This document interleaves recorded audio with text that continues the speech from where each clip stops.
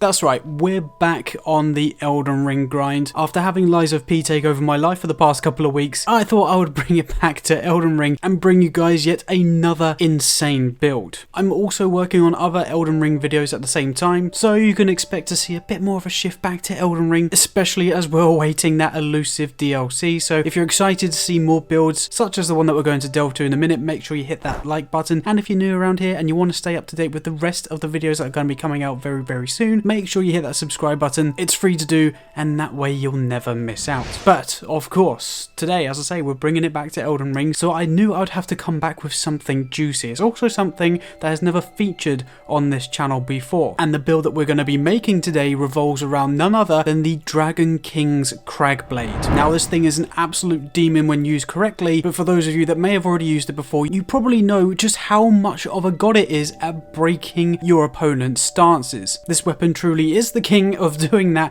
and allows you to pretty much stun lock enemies, allowing for unlimited critical hits as well. So if you want to mimic that and literally stun lock any enemy in the entire game, sit back, relax as we go through this build and I show you how to unlock this true power that this weapon possesses. Now, as per usual, we'll kick things off with showing you guys the stats. It's a level 150 build that we're going with, so here are the stats on screen for you. We've got 50 points in vigor, 25 in mind, 25 in endurance, 18 in strength because that's one of the required stats to use this weapon, 66 dexterity, and then don't worry about putting any stats in intelligence and arcane. Mine are set at 10 because that's the base stats for my starter class, and then I put 25 points into faith because essentially the two stats that are going to be boosting the damage output with this weapon is in fact going to be dexterity and also faith, because the all-round damage outputs from every move type that this weapon possesses is going to be affected by dexterity, so that's why most of our points are pretty much pushed all into dexterity to get the most damage output possible. But it is also helped with faith, where you're going to be doing lightning damage as well, so having 25 there also allows us to use Golden Vow and gives us just a nice little boost to the damage output with the Ash of War. And again, as per usual, pairing those stats, we've got these 4 talismans that we're running at the same time. So we are using the Shard of Alexander because again, the Ash of War is going to be heavily used, so that's just a pretty much given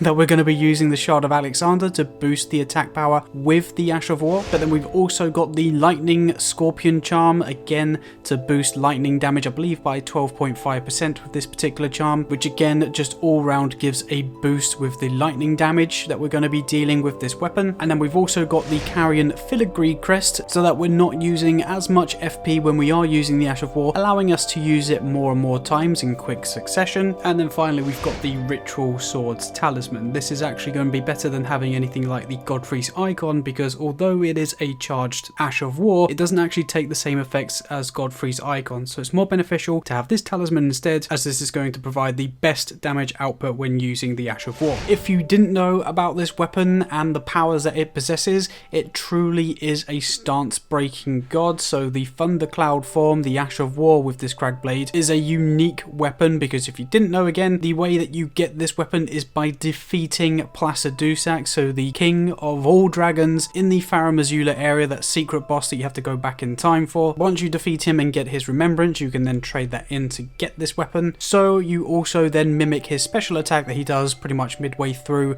the actual boss fight, where he turns into that cloud filled with obviously draconic lightning, popping back out, dealing an immense amount of damage if you get caught by attack. And that's essentially the skill power that we get when using this weapon. The beauty of it is it covers a lot of ground, transforming you obviously into that thunderous cloud, heading straight for your enemy's heads. But if you get there before you actually unleash the final attack, you will also do damage whilst you're in that cloud form, also dealing poise damage with that, before then obviously releasing the final attack with the blade itself, dealing an immense amount of damage itself and also an immense amount of poise damage. Typically, if you don't break an enemy's stance with one of these attacks, you will then break it with the second use of the Ash of War. And of course, when I say this, I mean also dealing damage whilst you're in the cloud form, so like the 200-300 damage that you do whilst you're with that, and then also hitting with the final strike with the weapon itself. If you're coming up against regular enemies that are basically a similar stature to yourself, so whether they be invaders or NPCs like Vike, then you will also be able to stun lock them, essentially keeping them on the floor the entire time whilst they get pummeled or smoked out with the cloud form and then absolutely speared between the eyeballs with the final strike as well. You can just simply rinse and repeat doing this attack and they're not going to be able to get up because they're always going to be staggered either with the cloud or with that final strike. It's very clear to see that this can be an absolute cheese fest when coming up against certain bosses. But of course, if you don't just want to sit there cheesing your enemies, the other benefit of this weapon is it's actually one of the longest weapons in the entire game, or at least the longest thrusting sword in Elden Ring. So if you didn't want to just sit there pressing your LT or L2 button the entire time,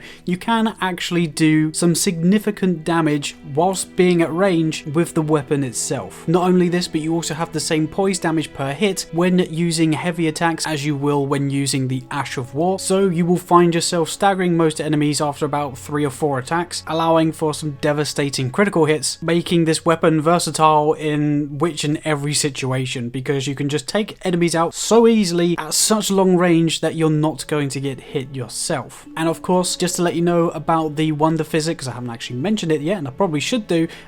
we are also running the lightning crack tiers to boost the damage that we deal with lightning attacks. And again, either way, if you're using the Ash of War or just the weapon itself, it will do the draconic lightning damage, so that's brilliant for that. But then we've also got the Faith Not tier, because again, as I mentioned at the very beginning, Faith does boost the damage output with the Ash of War, so we just get that slight increase with the amount of damage that we're doing whilst also having the Faith tier on as well. And then the other benefit of running the Faith Not tier actually as well, because we've got 25 Faith, that will then boost it up to 30, allowing us to use draconic spells as well. So if you want to carry on the theme and use other spells like the Dragon's Lightning Strike or like the Spears, anything like that that you can use within 30 Faith, whilst you've got the Wonder Physick active, which actually lasts quite a long time, it's about 60 seconds, which is brilliant for most fights. You can also incorporate spells such as that to change the dynamic and again hit people at range with certain spears, or if you're coming up against multiple enemies, especially using the Ancient Dragon's Lightning Strike like I do in some of the fights in the video, you can take out multiple enemies and also just deal thousands upon thousands of damage using these incantations. So essentially this build is the perfect all-rounder in the sense that it allows you to cover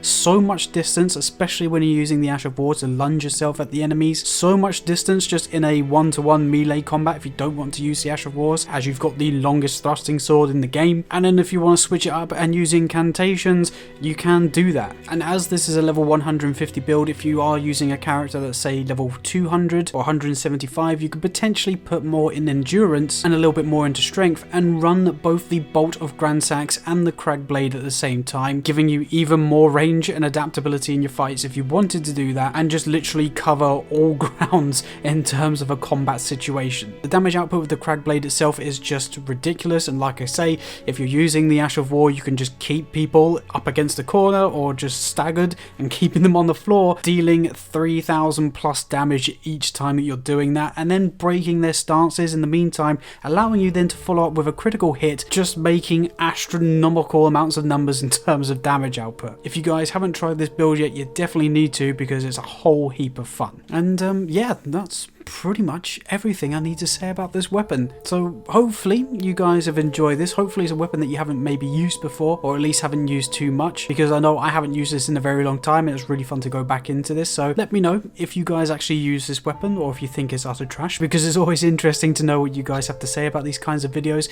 And if you have any ways of making this 10 times better, obviously again, let us know in the comments down below how you would improve this build, because I'm sure there's many others out there that have a different playstyle to me. So if you want to use something else or a different talisman to say boost your defense or boost a certain aspect, then feel free to let me know in the comments down below. Obviously we're back on the Elden Ring grind, bringing you guys all sorts of builds to make the game refreshing once again. I might even do some challenge videos to again get that entertainment value out there for you whilst we're waiting for some DLC. So there will be some more Elden Ring content coming out for you guys in the future, so hopefully you guys stick around for that. Obviously if you aren't subscribed, make sure that you are, and then that way you won't miss out on those amazing videos when they do come out. And if you want to see more videos like this one, make sure you hit that like button down below as well. It's the best and quickest way of you guys telling me that you like this type of content and you want to see more of it. But yeah, hopefully you guys are doing well. I hope you're having an amazing day doing whatever it is that you're doing. Obviously thank you so much for watching this particular video, but I guess for now I'll catch you in the next video of whatever it is that we make. Bye bye.